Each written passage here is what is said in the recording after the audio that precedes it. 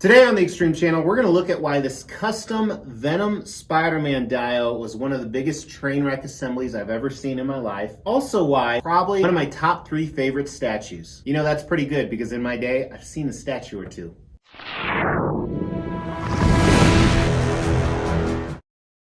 As the Extreme Channel is pushing towards 50,000 subscribers, these are just a few of the statues we're giving away on the journey there. If you want to know how to win one, stay tuned for later in the video.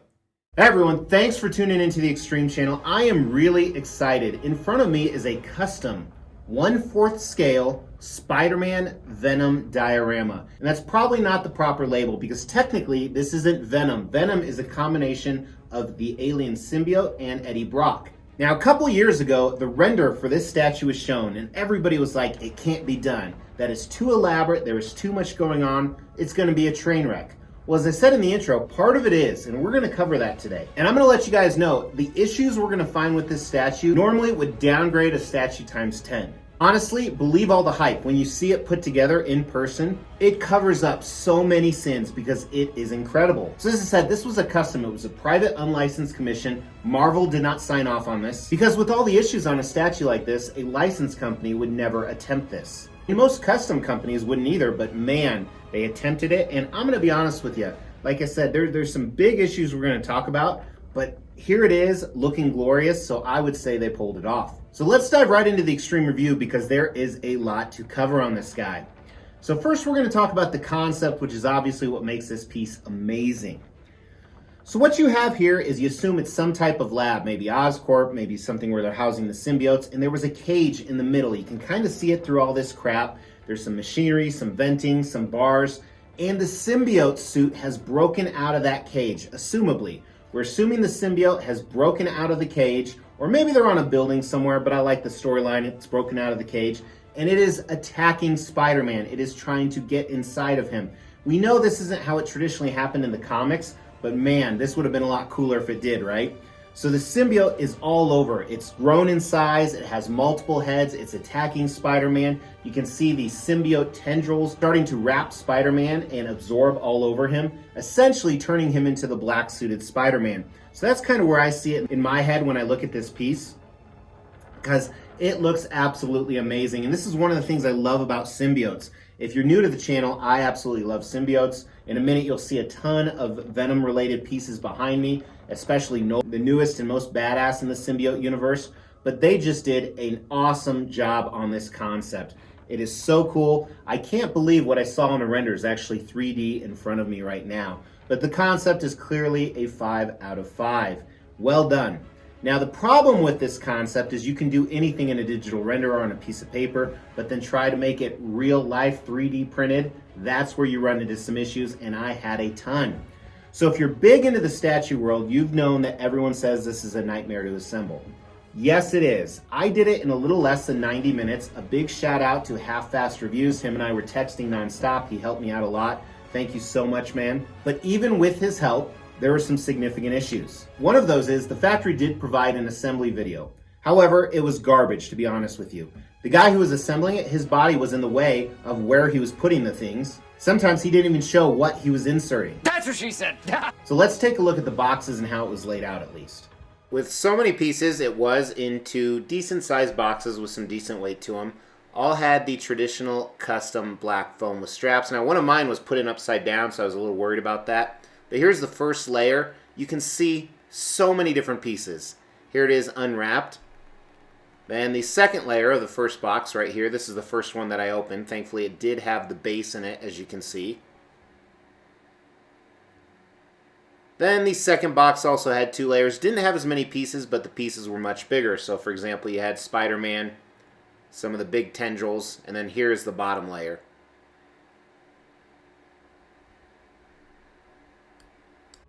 So with all those pieces, you can imagine a nightmare.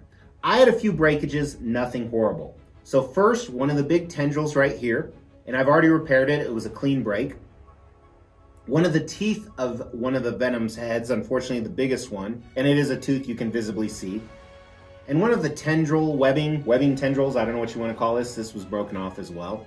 And then I broke one of the pillars in here in the cage because that was one of the most difficult parts to assemble. There were 2 very difficult parts. Now essentially you had to layer everything in the right order. And what you would logically think is the right order really wasn't, so that's what kind of made it difficult. And especially a lot of this stuff, like I think for the cage in the middle here, there was like 13, 14 pieces. You didn't know what went where. In fact, I still have a small piece here. I don't know where the hell it goes. And it's so small, I don't know if I'd want to put it anywhere. That's what she said. So that cage was incredibly difficult. There's almost multiple layers or shelves, and when you were inserting those poles, be very careful that they didn't break because everything was so tight together. Because that's the other thing with any type of resin or polystone.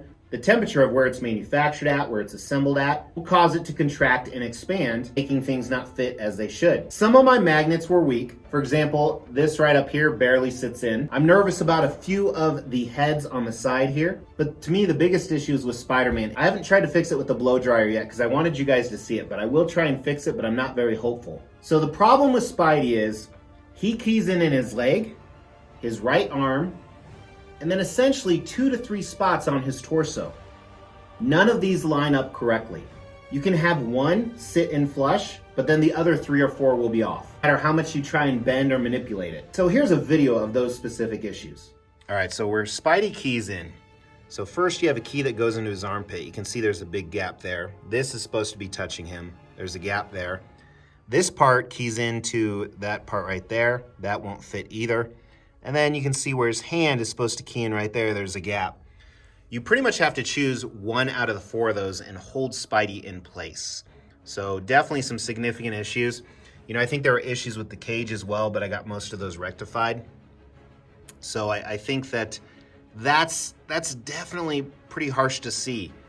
But check out a little bit farther away.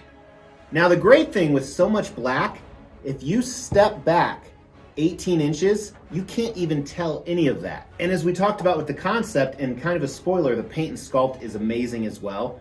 You're immediately drawn to other things, and it really covers up those sins, but we still got to talk about them. Let's measure him. We're going to assume this is the front. So the widest point is probably about 27 inches. So you could say that's the deepest point. The tallest point is actually that broken tendril, I think, is just over 25 inches. And then if we called this the deepest point, kind of hard to tell, but I'm gonna say 17, maybe 18 inches or so. Now that's another issue too. The Spider-Man is severely underscaled. And maybe severely is a harsh word, but it's 10 to 20% underscaled for sure. Now the difficult part, when I had the Spider-Man body out, I started putting him next to a ton of other Spider-Mans. No Spider-Man is in normal standing up position. They're all bent over or jumping. You could definitely tell. And then when I put the portraits next to some other Spider-Mans, it was significantly smaller, about 20%. So I was a little bothered by that until I put it in this diorama. In this diorama, it does not appear to be underscaled. So it'll be really interesting to see what this looks like, the diorama, next to those other Spider-Man pieces back there. If you want to see what that looks like, check out the Extreme Channel social media. There's links in the description below for Instagram, Facebook, and TikTok. I post exclusive content on there. So there are 3 portrait display options. 1, he has big eyes. 2, medium eyes. And 3, squinty eyes. I think they all look good. It does develop a tiny bit of a seam line, but I think they did a really nice job covering it up for the most part. Now I'm really afraid to move this. I'm not gonna lie to you.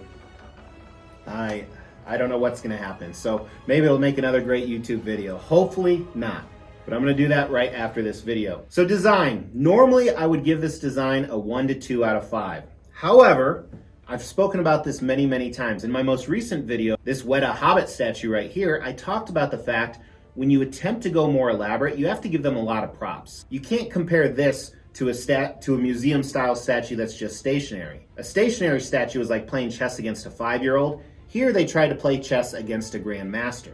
So if they didn't do as well as the chess against a 5-year-old, you really can't hold that against them. So I'm gonna give the design a 3 out of 5. It's not better than average. They tried to attempt it. I think they did a good job for the most part, but there's still some issues that honestly, I don't think they could have solved, but that's the risk you have when you go this elaborate. Now, thankfully, the paint and sculpt are phenomenal. Now, I've had other pieces from this custom group before, and they usually do not disappoint. They did not here, so let's take a look at that. So really looking at the paint and sculpt, there's 3 things to look at. One is the cage or construction area back here. So it does stay down there, caution area under construction. This looks good. I like the rivets they added. I think the coloring is good. It gives you a little bit of a cartoon feel. I don't know if it's the yellow caution shapes they added around it, but there is a little bit more detail, like vents on the back. And I love how the symbiote suit is coming out of everywhere. We'll look closer at that in a second.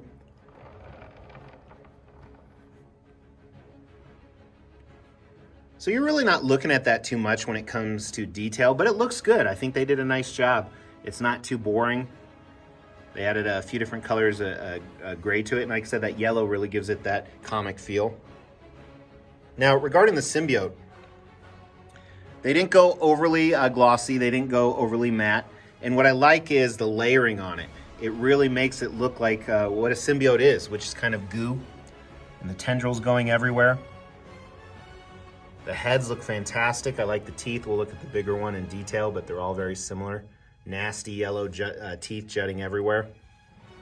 Now, an interesting part on here is where the tendrils are moving up to Spidey. They're kind of turning into webs, and I really like that transition. We didn't talk too much about it in the concept, but they used a plastic resin here, and up close it does look a little cheap, but it doesn't look bad. I'm decently impressed with it.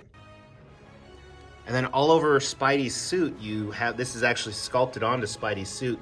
You have it like an infection. And I think that looks fantastic. So here's another shot of the symbiote tendril. Looks pretty good. Now here's the big head. So I like the shading around the eyes. It's more of a gray than blue you traditionally see on the outer rim of the eye here. The inside of the mouth could have been better. I'm not a big fan of the pink they chose, but it still looks good. I would have liked it a little bit more red and maybe some veins in there, and a little bit of a glossy effect would have helped, I think. I like this red color right here, I think. They just needed to darken it a little bit more away from that pink bubble gum, but again, the teeth look fantastic.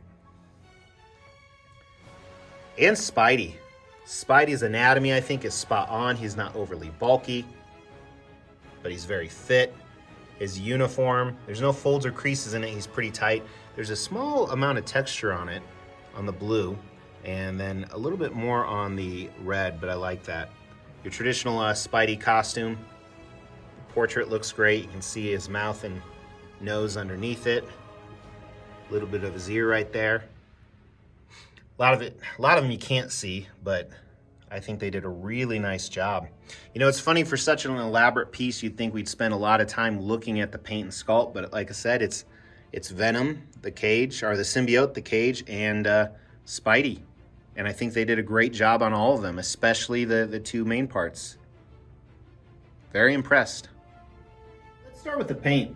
You know, there's so much black on this statue, I was really worried about that, but I really like the effect they chose on the black. It's not too glossy, it's not too matte. I think that Spiderman looks fantastic. The tendrils, you know, crawling all over him. I think the paint is a weak 5 out of 5, but it is done really, really well. It's really, really impressive. I think the sculpt is equally as impressive too.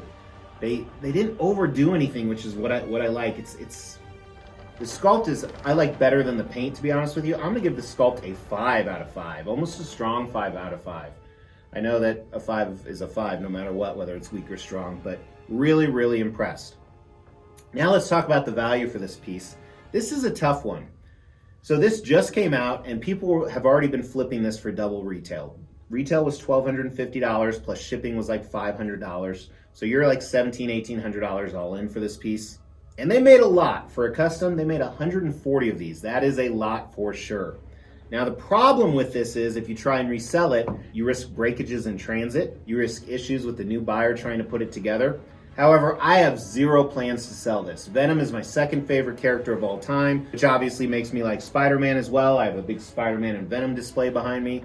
So the value, I think, is yet to be said, but because he's flipping for more right now, I think the value is right now a 4 out of 5. It'll be interesting to see if it stays up there, but with such a high edition size and such a large price and so many complicated dynamics to this, it is kind of a question mark. But you definitely get a lot for your money, no one will doubt that. Now, does this have the X factor? Is this a 5 out of 5 statue?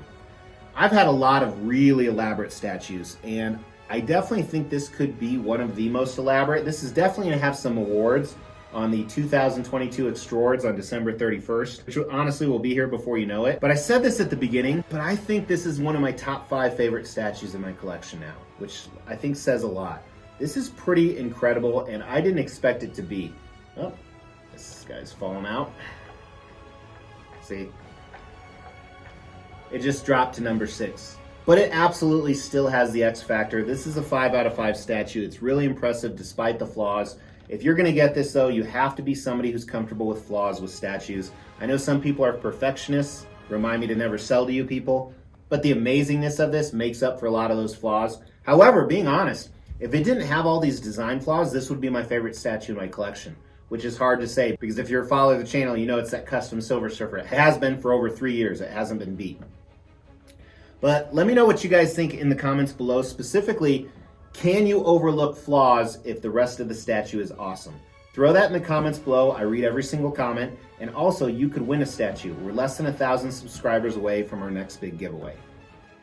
We will be giving all of these statues away, plus additional ones at every 5,000 subscriber milestone. To win one of these statues, all you have to do is make sure you've liked this video, you've subscribed to the channel, you've hit that bell notification, and then just drop a comment below. Every 5,000 subscriber milestone, we are going to do a random drawing and pick a random comment and give one of these statues away, plus some additional ones I'm not showing right now. The more videos you comment on, the higher your chances are to win.